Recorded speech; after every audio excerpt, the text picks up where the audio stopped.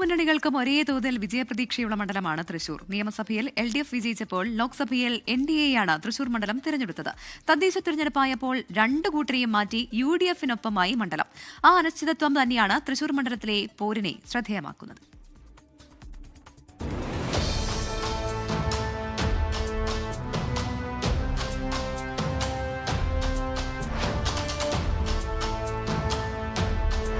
പൂരങ്ങളുടെ പൂരമാണ് തൃശൂർ പൂരമെങ്കിൽ ഇത്തവണ തിരഞ്ഞെടുപ്പുകളുടെ തിരഞ്ഞെടുപ്പായിരിക്കും തൃശൂർ നിയോജക മണ്ഡലത്തിൽ നടക്കുക.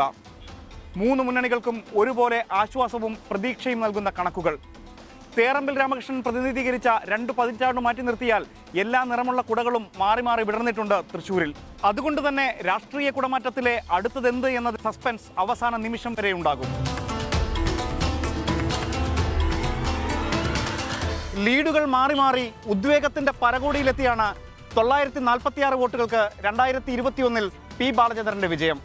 അത്ര പെട്ടെന്നൊന്നും ആർക്കും വഴങ്ങാത്ത രാഷ്ട്രീയ സാഹചര്യത്തിലേക്ക് തൃശൂർ മാറിയെന്ന് കണക്കുകൾ വിളിച്ചു പറയുന്നു.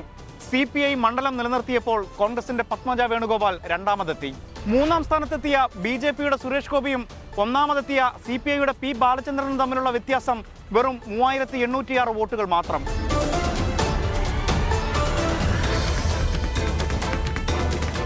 ലോക്സഭാ തെരഞ്ഞെടുപ്പിൽ തൃശൂരിന്റെ മണ്ണിൽ വിടർന്നത് BJPയുടെ താമരക്കുട. 14,117 വോട്ടുകളുടെ ഭൂരിപക്ഷമാണ് തൃശൂർ മണ്ഡലത്തിൽ സുരേഷ് ഗോപിക്ക് ലഭിച്ചത്. കോൺഗ്രസിന്റെ K മുരളീധരൻ രണ്ടാമതെത്തിയപ്പോൾ മണ്ഡലത്തെ പ്രതിനിധീകരിക്കുന്ന LDF മൂന്നാമതായി. ഇടതു കേന്ദ്രങ്ങൾ നിരാശയിലായപ്പോൾ BJPയുടെ നിയമസഭാ സ്വപ്നങ്ങൾക്ക് ചിറകുമുളച്ചു.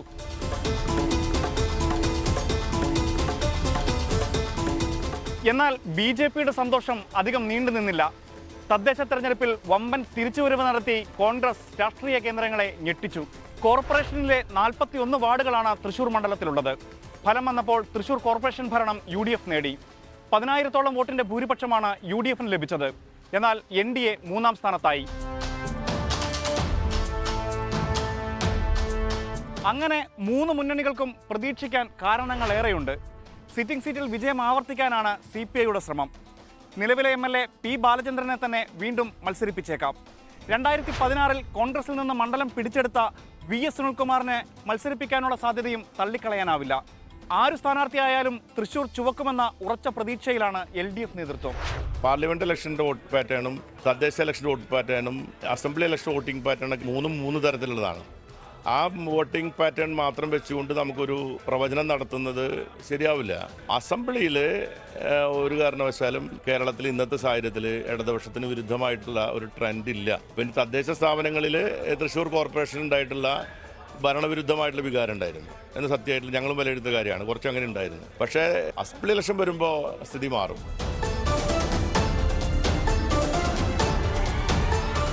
തദ്ദേശ തെരഞ്ഞെടുപ്പ് വിജയത്തോടെ പുതുജീവൻ ലഭിച്ച കോൺഗ്രസ് തൃശൂരിലെ നഷ്ടപ്രതാപം തിരിച്ചുപിടിക്കുമെന്ന വാശിയിലാണ്. സാമുദായിക പരിഗണനയിൽ DCC അധ്യക്ഷൻ അഡ്വക്കേറ്റ് ജോസഫ് ടാജറ്റിനെ പരിഗണിക്കാനാണ് സാധ്യത.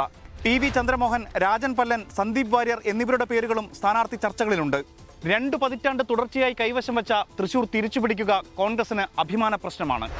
ഇപ്പോൾ ഈ നടന്ന കോർപ്പറേഷൻ തെരഞ്ഞെടുപ്പിൽ ഞങ്ങളെ സംബന്ധിച്ചിടത്തോളം 25 കൗൺസിലേഴ്സ് ഞങ്ങളെ ജയിച്ചിരിക്കുകയാണ്. പിന്നെ കഴിഞ്ഞ പ്രാവശ്യത്തെ സാഹചര്യത്തിൽ നിന്ന് വ്യത്യസ്തമായി BJPയെ അവരുടെ കോട്ടയിൽ വരിഞ്ഞു കെട്ടാൻ ഞങ്ങൾക്ക് സാധിച്ചു എന്നുള്ളതാണ്. കഴിഞ്ഞ 10 വർഷമായി ഇടതുപക്ഷം ഭരിക്കുന്നു, ഇടതുപക്ഷത്തിൻ്റെ MLA ആണ്. പക്ഷെ ഒന്നും തന്നെ ചെയ്യാൻ സാധിച്ചില്ല എന്നുള്ളതാണ്.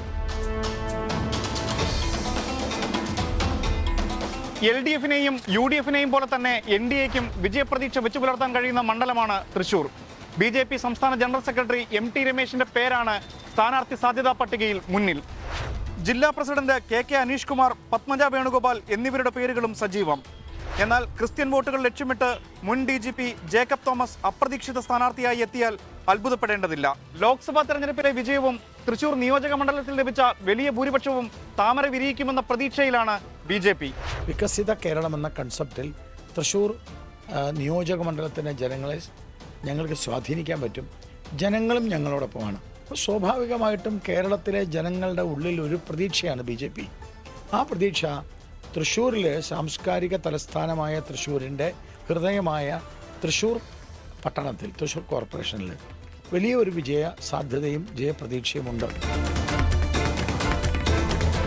പൂരം, മേളം, തലപ്പൊക്കമുള്ള ഗജവീരന്മാർ, കുടമാറ്റം, പിന്നെ വെടിക്കെട്ട്. തൃശ്ശൂരിൻ്റെ പൂരാവേശത്തിന് അതിരുകളില്ല. അതുപോലെ തന്നെയാകും ഇത്തവണ നിയമസഭാ തെരഞ്ഞെടുപ്പ് പൂരവും.